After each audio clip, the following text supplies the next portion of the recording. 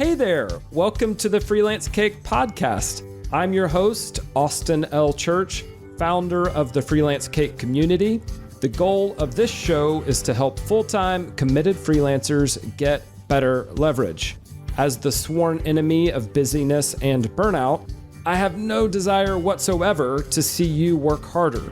So I reveal the specific beliefs, principles, and practices you can use right away to make the freelance game more profitable and satisfying.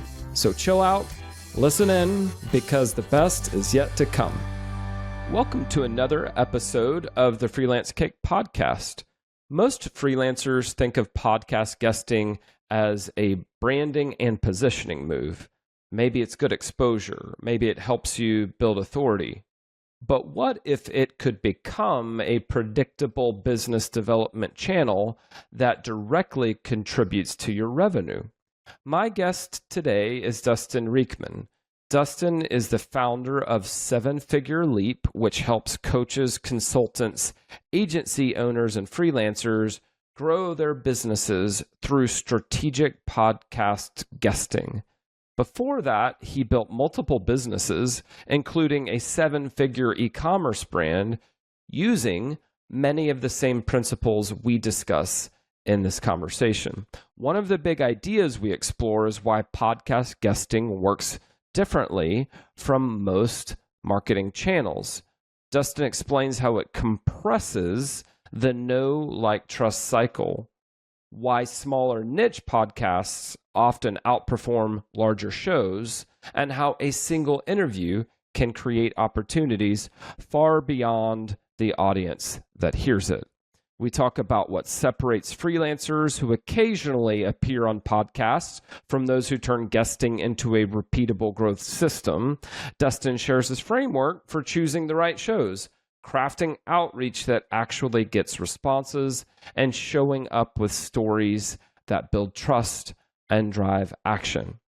If you've ever wondered whether podcast guesting could really move the needle for your business, you'll appreciate our discussion about relationships, referrals, authority, and the long-term flywheel effect that happens when you approach guesting strategically instead of randomly. If you're looking for a practical way to grow your network, strengthen your positioning, and create more opportunities without relying entirely on social media, this episode is for you. All right, enjoy my conversation with Dustin Riechmann. Welcome, Dustin. I have been looking forward to our conversation because I learn something every single time we talk. For folks who don't know you, will you explain briefly how a person can go from being a traffic engineer to owning a seven-figure business called Seven Figure Leap that has nothing to do, at least I don't think, with traffic at all? Or jumping, and actually the bridge Or between jumping. the bridge That's between right. the two is meat sticks. So yeah, let me clear the air, Austin. I'm really grateful to be here and be part of this experience. So I was a traffic engineer for 17 years. So it's like a civil engineer who helps people not run into each other in their cars or kill pedestrians. And partway through that, I actually got into the freelancing world, and so there was this entrepreneurial itch inside, and I wasn't sure what to do with it. And so I started to create small online businesses and start taking on hourly work and various different side hustles for about half my engineering career. And then eventually I got pulled really deeply into digital marketing and actually had some value to add. And so I ended up leaving engineering, became a marketing consultant, basically all freelance work, right? Like a bunch of different types of online and offline businesses. And one of my clients in that period had a butcher shop, and he said, "Hey man, can you sell stuff online?" I said, "I'm sure I can. Like, I've done a lot of weird stuff." And so I spun up a Shopify store, and this whole meat stick chapter opened up. And then we started doing wholesale, which meant we traveled to a bunch of trade shows and figured out how to sample toe to toe and get in the retail stores. And then COVID happened. And so when COVID happened, I lost a lot of my local clients from the consulting, and I could no longer travel and sell meat sticks the old fashioned way. So I got on someone else's podcast, actually, Nick Loper in the Side Hustle Show. That was my very first podcast. I think that might have been how we actually originally met. But summer 2020, first podcast as a guest, and then ran with that. We actually grew the meat stick company to 7 figures and beyond, got into Walmart, did some pretty cool stuff with that. And then people inevitably start saying, how'd you do that? And so I started coaching people a few years later. And so for the past 4 years, I've stopped all the other stuff, and I just do 7-figure leap, where we work with coaches, consultants, agency owners, freelancers, and we help them ultimately try to build a 7-figure brand by telling their story. And we help them do that primarily through podcast guesting as a marketing and growth channel. Does that kind of close the gap? That was excellent. I mean, that wasn't even a couple of minutes, and you took us from traffic engineering to marketing consulting to meat sticks to more of a training company that helps people scale. So you've clearly had a ton of business development opportunities, speaking opportunities, revenue producing clients come directly from podcasting. That's just a huge part of your world now. But I want to back off that for a second and just recognize that a lot of freelancers will hear that term podcast guesting and think, oh, it's free marketing, it's nice exposure. Maybe it would be fun if I can get on the right show. But you make a much more ambitious and precise claim that podcast guesting could add $100,000 to a person's freelancer consulting business.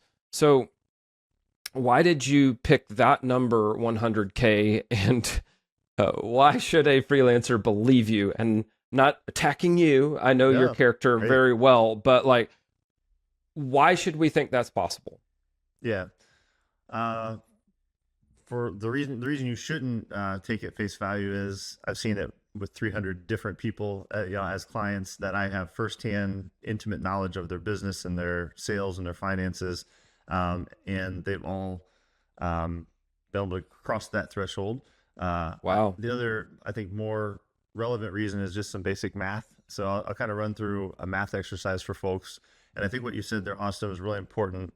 If you're viewing this as, I might do this once, maybe twice, I'll take it as it comes, like, you're not going to make $100,000. You can't do anything that way and make $100,000, right? The way the $100,000 math works on podcast guesting is you have to do it consistently and you have to do it intentionally. And so there's no actual magic here, except I think the forum and the opportunity and the marketplace for this is a really special opportunity. So we'll kind of save that for, like, why does this work well? How does this work? But I think to start with the $100,000 question, on average, we see when people get on the right podcast with the right story, with the right call to action as a guest expert, we see an average of $2,000 in sales as a result of that. Obviously, sometimes it's $20, sometimes it's $20,000. I've had one show that was over $200,000 from one podcast that actually wasn't very big. So it's a wide range, but if you graph it out, I have an engineering background, but if you back it out on the bell curve, 2,000 is kind of right in the middle. And so you're like, hey, 2,000, maybe that catches my interest. Maybe you're like, dude, I already make 200,000 a year, like 2,000, it's not really a big deal. Well, the 2,000 is important because that's the average per interview. What I always recommend is, at least as an initial target, like, think about this as, what if I was on one interview a week? Right. And so then you think about over the course of a year, now you have 50 interviews, taking a couple weeks off for vacation, you got 50 weeks in a year. So 50 times 2,000, if anyone's not catching on, is 100,000.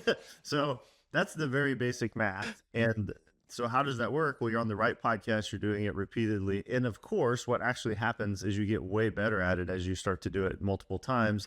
And the other huge X factor here, and I didn't want to make too big of a claim in the title, I often say how to make 6, and I put in parentheses, or 7 figures for your business with podcast guesting.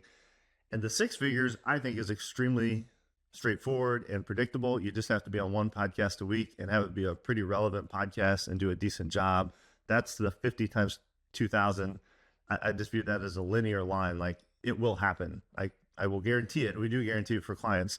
But the more exciting part that I'm sure we'll get into is after you're on 50 podcasts, you have to think about the ripple effect of that. Because now it's not just 50 interviews. You have 50 hosts that you have great relationships with. There's 50 guest lists that open up to you, and we can talk more about that. But every show you're on, you now have access to all these other influential people with platforms and audiences who might want to partner or be clients. You have 50 sources to repurpose content, and you just build so much authority and so many relationships that it truly becomes exponential, right? Because it's not 50 times 2000, it's really 50 times 2000 times X. And the X factor is the human to human relationships that get built by doing this way. So I know I'm going a little philosophical here, maybe out of the bat, but what I want people to hear is $100,000 is that should definitely be the floor. Like, that should be the baseline. And if you do it well, you should be able to well exceed that. But that doesn't happen by doing it once. It happens by doing it consistently. An objection I hear is it can work for other people. I'm not sure it will work for me.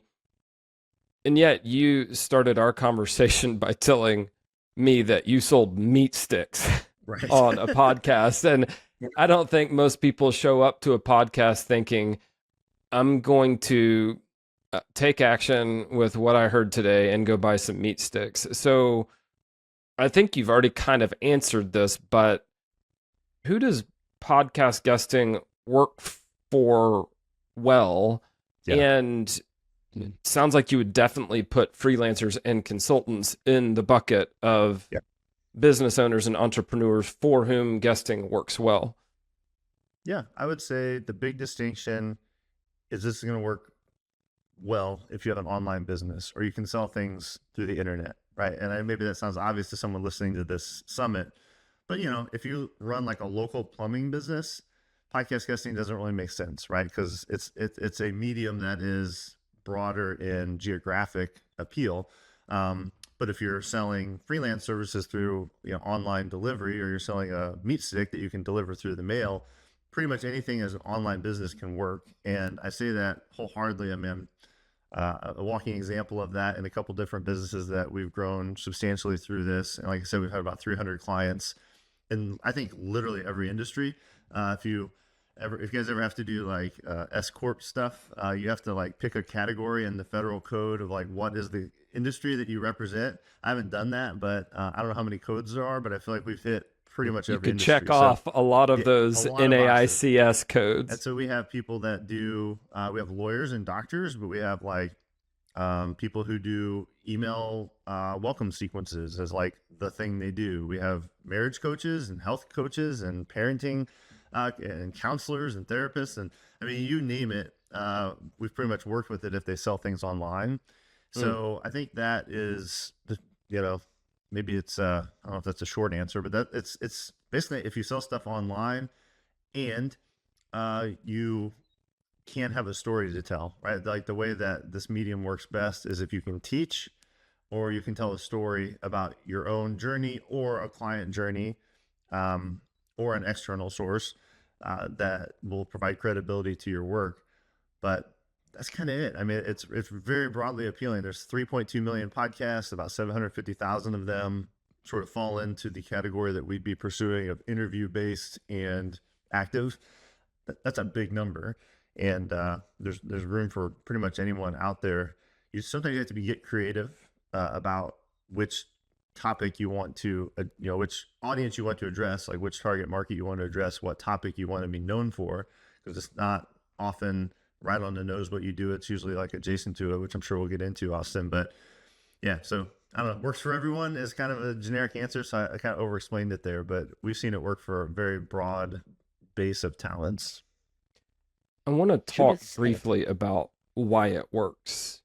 In part because I've seen you say elsewhere, and I'm going to quote this, the ability to close the entire or compress the entire know, like, trust cycle in a single sitting. Like, that's what podcasts do for you, unlike other marketing channels, social media, SEO, even newsletters, you get that entire cycle in one sitting. What is it about a 45-minute interview that enables you to put in that entire know, like, trust cycle that is so important if someone is going to buy something from you? Yeah. And just if people aren't quite familiar with that, the idea of you build this intimacy of like know, like, and trust, and there's all kinds of numbers out there, 60, 77, whatever.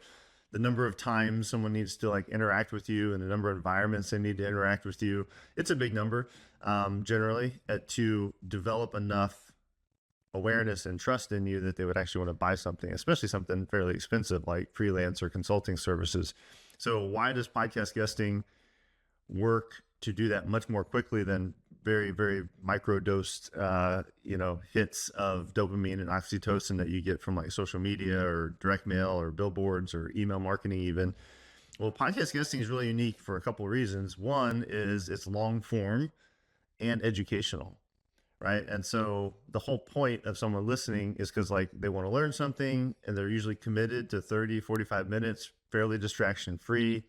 So that's really unique. Like, where else do you get that? Maybe some very long YouTube videos, but for the most part, it's about as long as someone is willing to listen in one sitting to one person.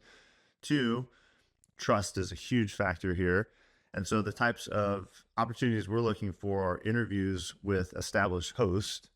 Well, those hosts have already done all the work to build an audience, and more importantly, a trusting audience, right? So you, as being the guest to that audience and the host inviting you there, you get to borrow a large portion of that trust. So the moment you open your mouth on the podcast, people already kind of believe you. They're excited to learn from you because they already listen to that podcast. They already trust that host for the most part, right? Like, people find some random interviews, but for the most part, you're getting sort of loyal listeners who already trust the host.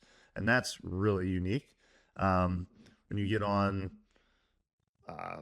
Instagram or whatever, like, no one's endorsing that, right? You're on there, you're interrupting people. It's a real quick hit. They either are like, take the clickbait, or they don't. There's really no one endorsing that. Well, podcast guesting is much more analogous to like a long form TV interview, right? Except you don't have to travel to a TV studio and do makeup and all that stuff. But like, if you're on 60 Minutes and they say, hey, we're going to feature Dustin as an expert on this topic, and we're going to sit down and do this expose for 30 minutes, like, that's a lot of trust. And people understand that, and they understand that that's not easily gained. So yeah, I'd say long form educational, you're borrowing trust from the host. And probably the third part of this is it's also story based when you do it right. And that's really important. So long form educational could mean I sit here and just like spit out quotes and teach you things as if you're reading a book, like an Audible book. This is different because it's conversational and you're often telling stories, right? People will remember me probably as like a meat sticks guy, and the fact that I'm an engineer. Why? Because we told a story right out of the gate here that planted that seed for people, and they immediately gave me a context. And if they think engineers are smart, they're probably going to think, I want to hear more what he has to say. I trust him. And if they think they have a weird business, and they're like, I'm not sure if this would work for me, starting out of the gate, telling obviously true stories, but telling a story about how we built a 7-figure brand selling meat sticks, like, a little inside baseball here, but there's a reason that the story is part of that. And why story? Because story is how our brains make sense of the world, right? The story is how we retain information, access information, process information. And so, if you want a little proof of that, like, we communicated as a species through story before we even had written form, and every ancient written form of passing on wisdom and knowledge is through story and parables, right? Like the Bible and the Torah and everything that preceded and came immediately after that. So anyway, I'd say stories, long form educational content, and probably the bigger one I'd say nowadays in sort of this trust recession we find ourselves in is you have the endorsement and implied trust of a leader who's inviting you on, and people are showing up on purpose to listen, right? We're not interrupting them. They're like seeing the name, the title of the episode. They're downloading it. They're probably in a semi-hypnotic state with earbuds in while they walk or do something. And it's just like a very intimate experience. And maybe that's a weird word for people to hear, but it really is. It builds intimacy really quickly. So you already mentioned this earlier when you chose the words consistently and intentionally. You you're implying there that I can't just show up on a show and wing it. I need to be intentional in how I'm showing up, or I'm not going to get the results. I know to that end that you teach a 5-step framework that you call the 5 Ps. Very creatively named, yes. I have a framework called the 6 Ps. It just, everyone loves peas, right? But before we get into the framework, which we're going to do, I've heard you say in my community when you did a guest expert session that most people who come to you have already been doing podcast guesting wrong. Can you explain what wrong looks like from your point of view? And we've already kind of quantified the cost of doing it right. Maybe the cost of doing it wrong is just the inverse of that, but talk about the cost of doing it wrong. Yeah. What does that look like? What does it cost? Yeah, I would say there's 2 camps where I usually encounter people, right? And keeping in mind that I'm the quote unquote podcast guesting guy. So a lot of times when people hear, oh, that's what you do, then they'll kind of come up and open up, and they're kind of in 1 or 2 buckets or camps. Bucket 1 is sort of what I was teeing up earlier when I was talking about you got to do this consistently. They'll say, hey, I was on a podcast. Like I met this person at a conference and they invited me on. It was a lot of fun and I didn't really know what I was doing, but I got a client out of it and it's pretty awesome. But I don't know how to do it. Like, I don't know how to do it on purpose. I don't know how to do it like a system, right? But, so there's belief, they've experienced it, they liked it, and they got results even, but they just don't know how to do that like consistently. And then the other bucket, which I actually hear more often, is, hey, Dustin, and there are people real excited to tell me, like, I've been on 100 podcasts this year. And I'm like, holy crap, I don't think I've ever been on like 100 podcasts for one topic. Like, you have a business? Yeah, I have a business. I'm like, and are you tired? Yeah, exactly. That sounds like a lot. And I'm like, well, what has this done for your business? And a lot of times there's this sort of like deer in the headlight look of like, I don't know, or like, not much, like, because they are very good at connecting and showing, like they're good at getting on a lot of sort of random or low level podcasts. And I don't mean low level by anything about the human behind the microphone, but like low reach, low intention, kind of a low bar of entry, if you will. But to their credit, they're getting on a lot of those, and they're probably a very pleasurable person to listen to. Like they probably are fun to listen to. But what they're lacking is they have very low intention on which shows they're getting on. And they probably, in most cases, actually aren't doing a very good job as a guest at being effective. Because it's one thing to be like conversational and friendly. It's very different to be effective, where you're positioned in a certain way, you're telling specific stories. And most importantly, and the big missing ingredient often is you don't have a call to action, or you don't have a call to action that like makes sense for the listener who actually wants to take the next step and ultimately pay you money for your business, right? And so those are the 2 big buckets that I hear. Of course, there are also people that are like, I'm curious about this. I've listened to podcasts. I've never tried to be on one. That's like the 3rd bucket. But I'd say the primary 2 that I get in my seat are, I know I've done it, but I don't really know how to do it consistently, or I do it a lot, but I don't know how to actually make it profitable. So I think that's a perfect segue into the next question, which is about purpose. And that is the first P in your framework. Most people don't spend nearly enough time defining their purpose. Yeah. And for freelancers who want to see 100K come out of this, what does the purpose step actually involve? And what does it reveal about their businesses that they may not already know about their businesses? Yeah, I love that question, especially for freelancers. As I told you, I no shade on freelancers. I would have identified as a freelancer a couple different chapters in my entrepreneurial journey. And what that usually implies is I kind of do a lot of things for a lot of people. And so this purpose step actually becomes very critical. It's really important for everyone, and it's the step that most people skip. And I'm going to say real quick, the second step is plan, which is basically which podcast do you go on. And I'm sure anyone listening is like, I thought that would be the first step. Like if you're going to do podcast guesting, you need to know which shows you're going to go on. But there's a very important reason we start instead with this, what we call purpose. And purpose is answering the question, why would you want to be on a podcast in the first place? Like, what is the purpose behind this opportunity and this marketing channel? Which is kind of a simple question because you're probably like money or like leads. Yes, but there's some other underlying questions that we really have to answer. This is where we always start with people with every client, and it's always super helpful, not just to the podcast guesting efforts that follow, but really to their business fundamentally. And so one of the key questions is that you need to be able to answer is, what is the transformation you provide, and who do you provide it to? And maybe you're like, duh, like I'm selling stuff. Like, surely I have this figured out. You probably don't. And I would say I'm 4 years into this business. I still refine this, right? I think a lot of us, especially as a freelancer, shortchange or kind of overlook the fact that we actually provide transformation to people's lives. Like we do. If anyone's ever paid you money, it's because you gave them a transformation. And I'll even go back to this extreme example of a meat stick. It's like, do you really transform people's lives with the meat stick? Yes. Otherwise, they wouldn't give me $2 for it, right? And now a transformation could be like, the easy way I like to think of transformation is like you take them from something and to something. Like we create this whole sort of like visual for people, like before island and after island. So like on before island, there's these people, and obviously it depends on your market and what your services are. But you can really describe the people stuck on before island. Like, what do they have? How do they feel? What's an average day like? What's their status? And then they got these people on after island that they just so desperately want to be. And like, what do they have? What do they feel? What's their average day? And we call this like a before and after matrix.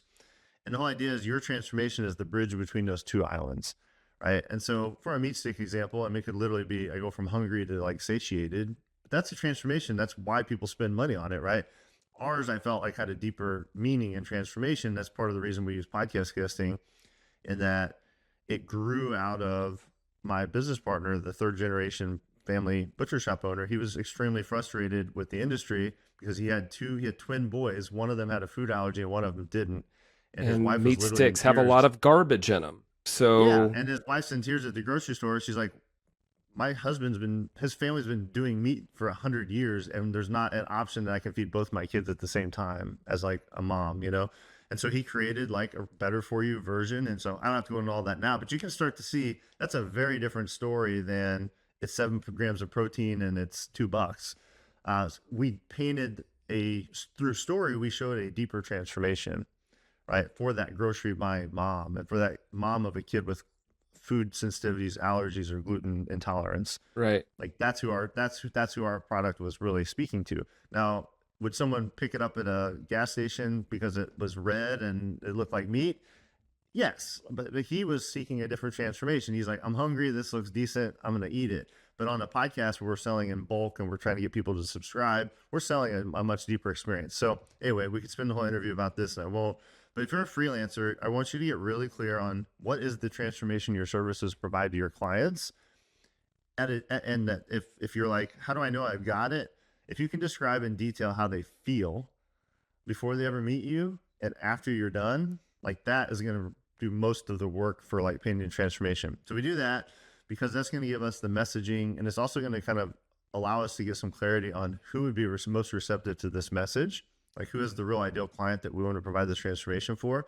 So that's all in step one. And the other thing in our program that we do in step one is we set up like KPIs. So we set up like goals for each of the subsequent steps so that people can clearly see if they're winning. Like, how many podcasts do I want to be on? How many are saying yes? And how many interviews am I doing? And how much money am I actually making? That's how I know it's $2,000 per episode on average, because our clients track that. And so again, you don't have to go through my program to do this, but my point is, treat this like an actual quantifiably measurable marketing channel. If you were spending money on paid ads, you'd be tracking how much I'm spending, what's my ROI, what's my ROAS, what's my click rates, all that stuff. You have metrics for podcast guesting too. And you can know if you're winning, but you obviously have to get some reps in to get it going. And that's a very long answer that But hopefully that gives you the idea of what this is deep value of purpose, because all of that is going to help you in your business, even if you never get on a podcast. Well, you already kind of answered the next question. I will just underscore that briefly. I know intent targeting is important in terms of your overall framework. And because you already answered it, I'll just sort of call it out. It's very different understanding someone's identity from the demographic standpoint. Like you can know something about their where they live or their gender or their job or their title, certain things about their identity, like bullet points. Yep. Knowing their psychographics or knowing their motivations is very different. And I can see how if you spent some time with your own intent targeting, you may end up with a meat stick company going after a very different group of podcasts where hey, parents with kids who can be finicky eaters, and yet kids who are always hungry and always want snacks, like that's a really good intent. And if you identify that intent, you're going to go after podcasts where the audience might have that intent. And so I just wanted to call that out, because it's like if you only got that step right, you're a lot more likely to succeed with this. But there's another counterintuitive thing that I want to talk about just a little bit before we move on. You mentioned that the second P is plan. And you've even already touched on this. Sometimes the smaller podcasts, smaller maybe in terms of reach, can actually be very promising or very profitable. Can you explain that a little bit more, and then maybe give a concrete example if you can think of one? And if you can't, that's okay. Yeah, I have lots of them, but the big idea here is if you looked at all the podcasts available that do interviews and would potentially welcome you as a guest, kind of think about the other small, medium, and large podcasts. The large podcasts, I've never really been on, and I've already told you, like, we built a 7-figure meat stick business, and this is we're really blessed. This is a 7-figure coaching business that we run here too, all using podcast guesting and then other more advanced forms of partnership that come from it.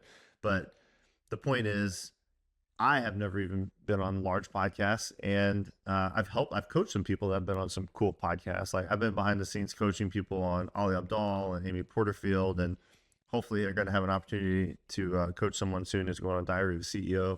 It's like, I understand that world, but what I want people to really hear clearly is you don't need that. Like, it's great. Like I view it as like, it's a bonus. If a relationship ends up getting you onto a platform like that, like you want to super prepare, and that's what people are paying me to help me prepare, but you don't need that. Like, I've buttered my bread, so to speak, on small and medium-sized podcasts, and that's exactly where we tell our clients to focus. And if you're like, what does that mean? The simple way to think about this, just to give you guys a easy button, is look at Apple podcasts and the listing for a show that you're considering, and if it's under 300 ratings, I would consider it medium or small, and if it's under 100, I'd say it's on the smaller end. So 0 to 100 small, 100 to 300 medium, just to give people a really rough idea.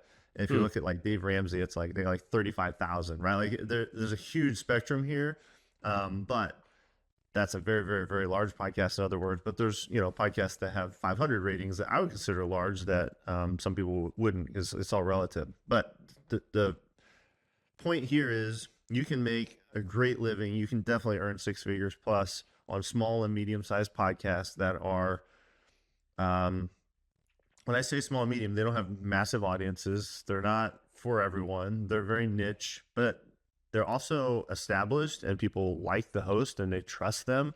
And so they have a very niche, dedicated following without breadth. There's a lot of depth, not a lot of breadth to their audience.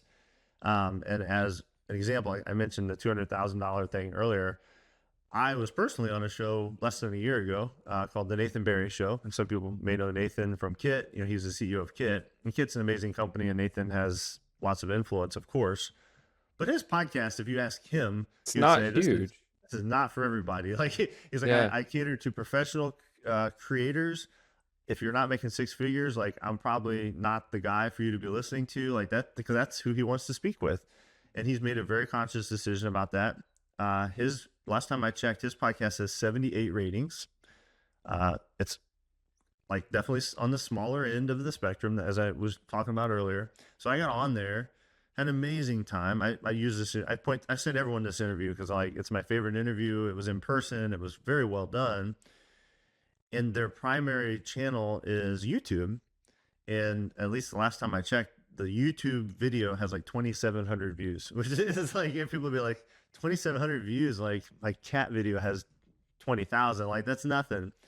But, and this is the point that Austin, I think you're bringing up, that's 2,700 of the right people listening to a 45-minute interview about podcast guesting. Like it is very specific, and Nathan's hosting me, and they like Nathan, they trust Nathan. So only 2,700 views, and I can tell you for a literal fact, it's probably more like 215 at this point. We've had $215-ish thousand in sales in less than a year from people listening to that podcast, opting in for the call to action at the end, and basically going and getting the free thing I offer at the end of the interview, booking a call and saying, I heard you on Nathan Barry's podcast, and then buying our programs. Not difficult to attribute, in other words. Extremely straightforward. That is like direct sales from that interview, and that's it. And now there's whole, maybe we'll get into this, maybe we'll have time today.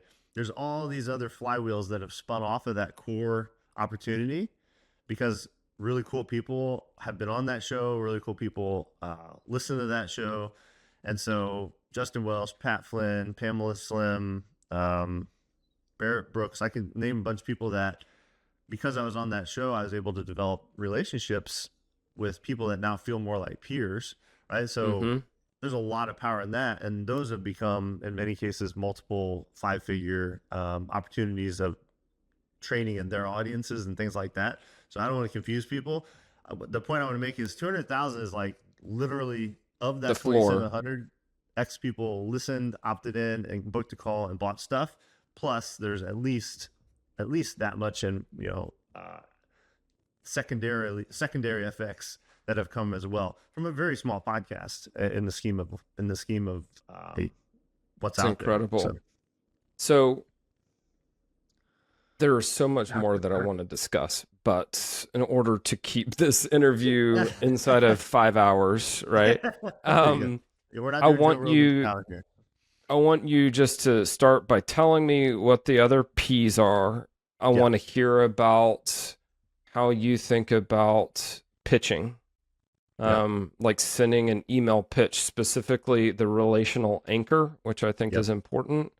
And then I'd also like to hear you talk about why you think it's important to have 3 pre-crafted stories before you just show up to do an interview. Yeah, perfect. I'll go quick.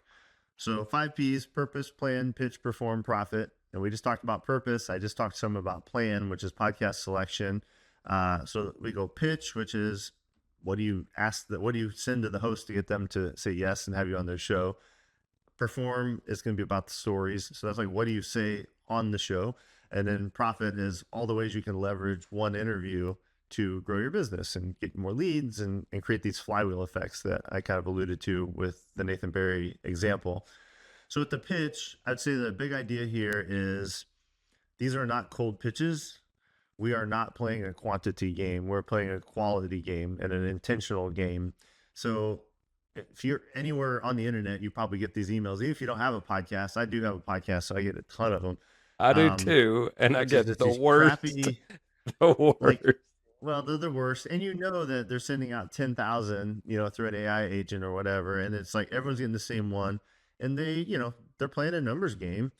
Out of 10,000, I'm sure they do get 1 or 2 yeses, right? And the cost of sending those out monetarily is low. I'd say relationally and reputationally it's high, but that's not what we're doing. So the way that we like to think of pitches is they kind of come in 3 parts: relational anchor, which I'm going to focus on, what's in it for the host in the middle of this message, and then the closing is like a very clear ask, like what do you actually want from the host? So just imagine you've done some research, you see a show, you're like, this seems like the right topic, the right size. And I'm going to ask them if I can be on. And that's really how this works, at least to start. So when you send this message to them, the good news is you can create like a master pitch. So even though we're not doing spray and pray, we are going to create a template. Basically, we're going to create a master structure. pitch, a structure. Yeah. And the middle of like what's in it for the audience, just think about that as like a 3 to 5 bullet point summary that's well written. It's kind of copywritten. And it talks about the things you want to teach and stories that you want to tell, right? And then the ask is basically, are you interested in having me on? So those parts of the message basically are recyclable. Critically, the opening part is not. So the opening part we call a relational anchor, but it's personalization. And it's not like generic AI personalization. It's spending a little time seeing who that host is, seeing what their business is about, seeing what their podcast is about. Not a ton of time. And we train people's virtual assistants to do this on their behalf ultimately, but it does take intention. And our whole thing is like, let's send out 10 pitches and get 5 of them to say yes, instead of trying to send out 1,000 and hope that 5 say yes, because the ones that we're being much more selective about which ones we're trying to be on. Even if they say no, we want that host to like be like, like we're backlogged, we can't take you right now, but you seem like a cool dude, Austin. Like, let's have a conversation anyway. Like, we want it to just feel like you're a person who is of service. You're smart. You're an expert at the thing you do. And we all know how it feels to get the mass generated stuff. So I'll stop there, but that sort of gives people a quick crash course in pitch. I was emailing yesterday with a friend and a woman I consider a peer, and her name is Shannon. And years ago, I emailed her and asked to be on her podcast, and she essentially said, not right now. But here's the thing. Because I spent some time crafting the pitch, I didn't ruin my reputation with her before we even had a relationship. Yep. So I have been on her podcast, I think maybe twice at this point. I met up with her for coffee last time I was in Columbus, where she lives. She taught a guest expert session inside of my community the same way you did. And she's a peer. And like that, I think, is something that the folks who use the spray and pray method forget about or ignore, is that if you go to a conference and someone remembers that you sent just a terrible pitch to them, they're not going to be eager to go out to lunch with you or grab coffee or get on an intro call or do a virtual coffee or any of that. So that's what I like about. Say what you're going to say. I didn't mean to interject, but what I want to say here is too, and this is really relevant to the pitch part. To get this flywheel started, you will send out what I just described, which is effectively a cold email, but very personal and warmed up as much as possible. But the person receiving it actually doesn't know you. What happens if you get a few reps in and you're actually doing some podcast interviews, and this ties back to what you just shared, Austin, is we build off that momentum in multiple ways. One of which, though, is like we ask the host, do you know other hosts? And the thing about the podcasting world is, even though there's 3.2 million of them, it's a really small world. And so Shannon, not only are you a peer and you get to have coffee, and even if she told you no, she will inevitably at a conference, be next to another podcast host and they're peers in a different way. And I guess the whole point of this is the relationship is everything. Don't jeopardize it by sending a crappy pitch as the starting point of the relationship. Be a person of service. Be, give praise to the person. Thank them for the work that they do, and make a direct ask. Like, yeah, I'd love to be on your show. And the reason I want to be on is because I really think I can serve your audience. And the whole point is, if you develop great relationships with hosts, even if they say no initially, that is a major shortcut to getting on more podcasts, right? Like host refer to host, and guests that are on shows, many of them have podcasts, and we're able to shortcut this process. So one thing I think when I start talking about this, people are like, oh my gosh, sounds like a ton of work. I'm like, well, like the first 10 pitches are a lot of work. But once 5 of them say yes, and you get those under your belt, a flywheel effect kicks in here. And I haven't written an outreach email in 3 years, but I'm on about a podcast a week. I do lots of great guest training. Why is that? Because I built relationships, by doing it the hard way, quote unquote, for the first 6 to 12 months. But anyway, your Shannon example just kind of triggered that. I was like, well, yeah, like Shannon would recommend you to all kinds of podcast hosts now, even though the first time you reached out, she said, not right now. And you were cool about how you dealt with that. And it wasn't rejection. It was just not right now. And you still were being a person of service to her. So that's right. I can't help but think about shortcuts and the fact that they usually don't work. And meanwhile, if you're willing to put in the work and get the flywheel moving, even if it takes a lot of effort at first, you already kind of alluded to this.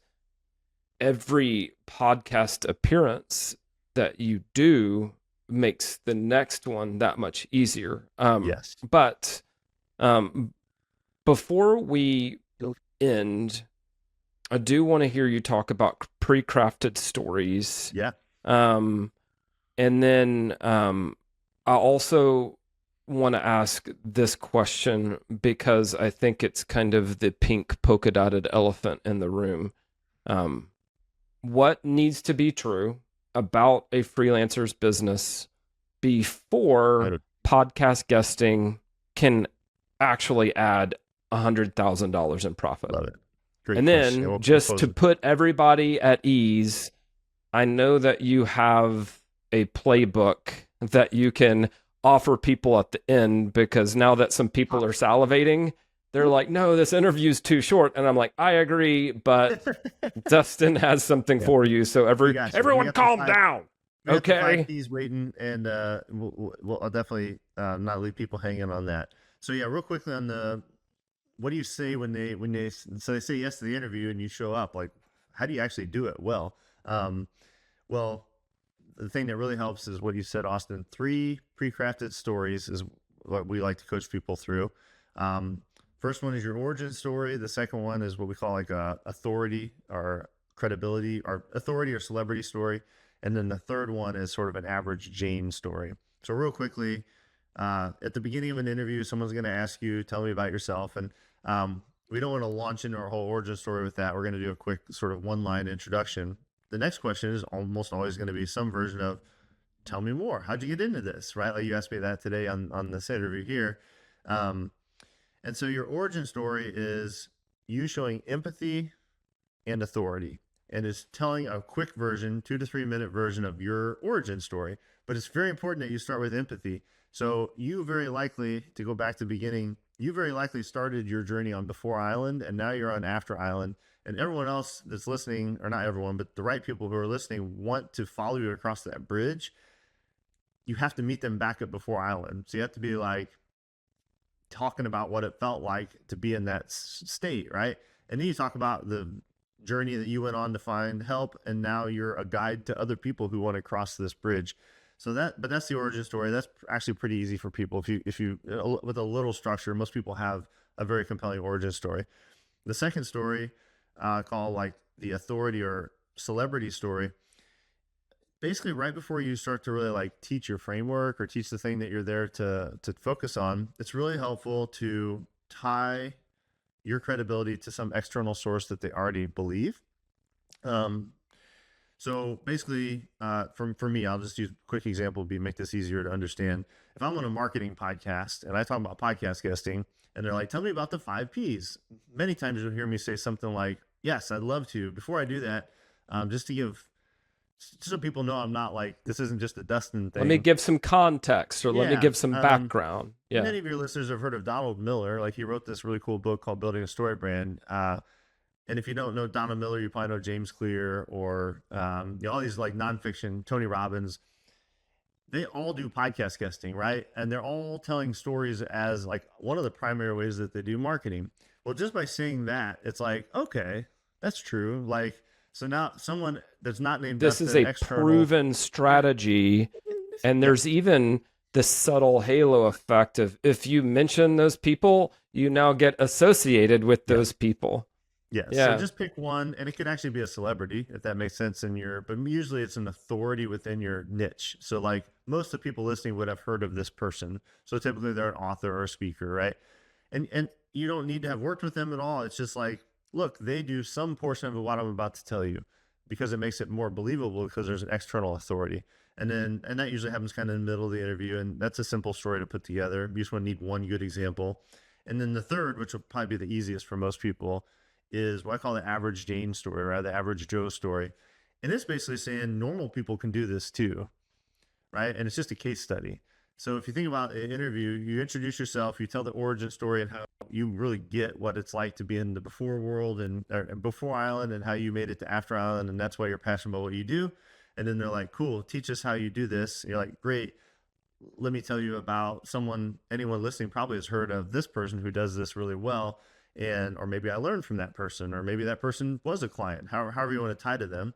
And then to close out, it's going to sound like, well, that's cool. It worked for you. It works for Donald Miller. What about for our listeners, which is kind of where you went with your final question about what must be true, right? The way to answer that is like, yeah, let me tell you about Jill. Jill is someone no one's heard of, right? And you kind of want to emphasize that she's just a normal person. She has flaws just like all of us. But here's what she was able to do with the thing I teach, or here's the thing that she was able to do as my client. And it just kind of closes things down by saying, this works for normal people like me. Right. And then the final thing is usually, well, how do we get started? If someone's really interested in knowing more, it's like, be like Jill.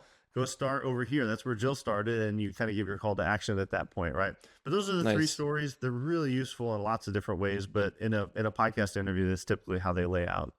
Yeah, it makes a lot of sense when I think about marketing framing and about how we often think about objections and how we think about being strategic in marketing enables us to preempt objections before they even happen.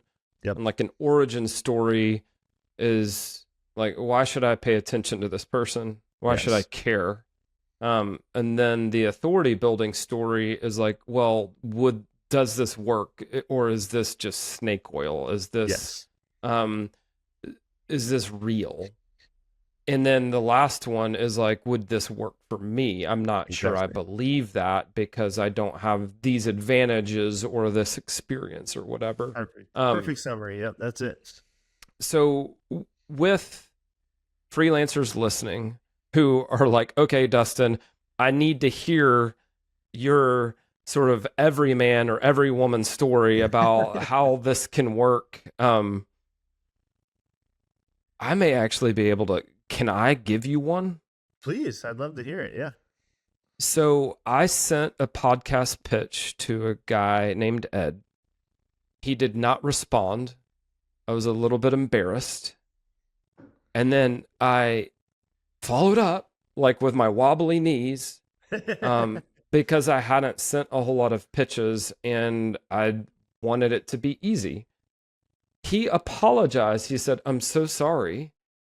Your original email got caught in my spam filter. So I'm so glad you followed up. I'd love to have you on my show. And I was like, okay. Really glad I followed up.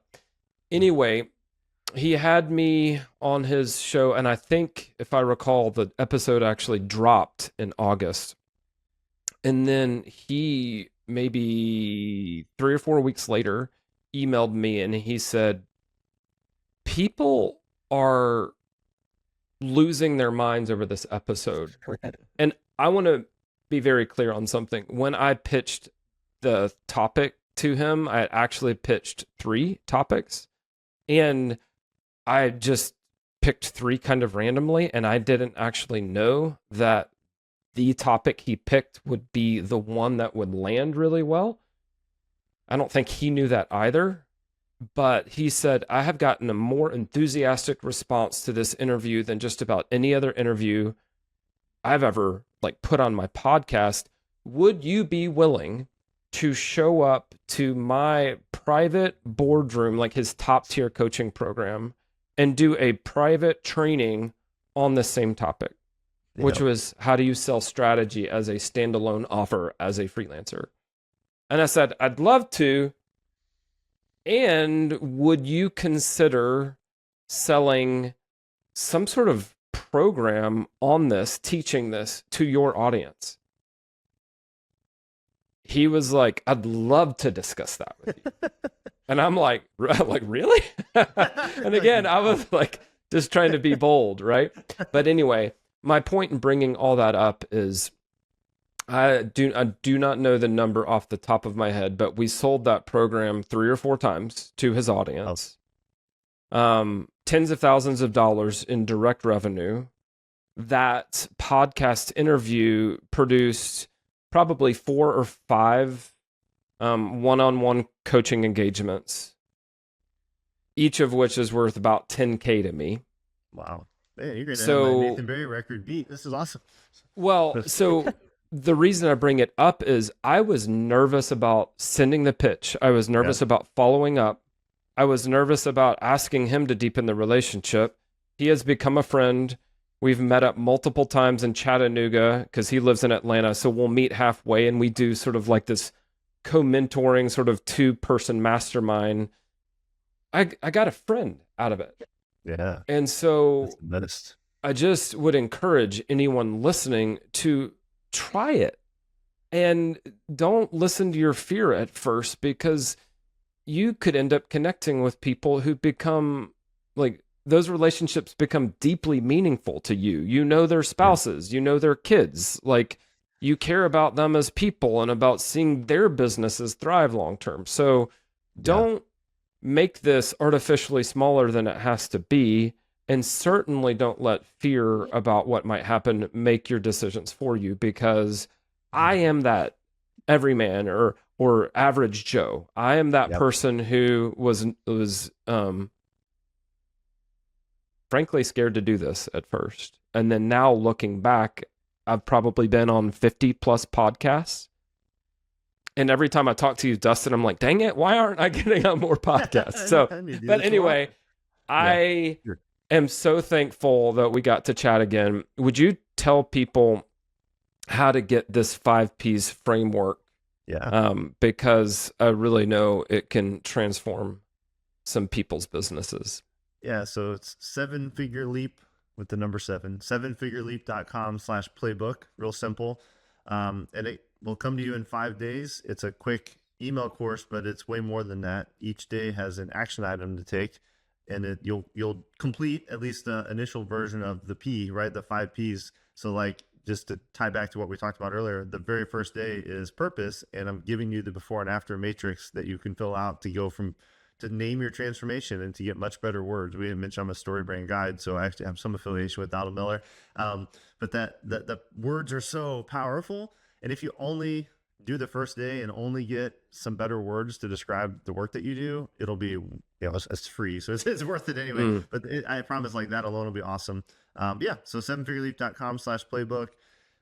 Enjoy the 5P framework. Our whole business model is giving everything I know away, and then some people want some additional support and a community around it, and that's the thing that we sell. So go and prosper on your own, and if you want to go deeper, have questions, obviously Austin knows where to find me. Brilliant. Thank you again, friends. It's always a pleasure, and may this year be your best year yet. You too, man. All right, appreciate you. Thanks for having me on. Hey, before you go, let me invite you to join our community for more established, advanced freelancers. It's called the Freelance Cake Community. One member named Michelle had this to say: I'm just so impressed by the quality of the conversation that's happening in the group. The in-depth questions, experiments, and thoughts being shared are just so refreshing. In the other communities I'm a part of, it's all beginner questions, which is fine, but it's awesome to find a more advanced space where it's okay to ask more advanced questions. Thank you, Michelle. Here's a little more about the community. Each week we do live group coaching and live co-working. You get access to a massive resource library and obviously the community itself, which we host using Circle. Of course, the people are the best part of all this. It really helps to surround yourself with smart, accomplished, and optimistic people who are out there taking risks and building the businesses they really want. If that interests you, visit freelancecake.com/community to learn more and apply. You can find that link in the show notes. I hope to see you there.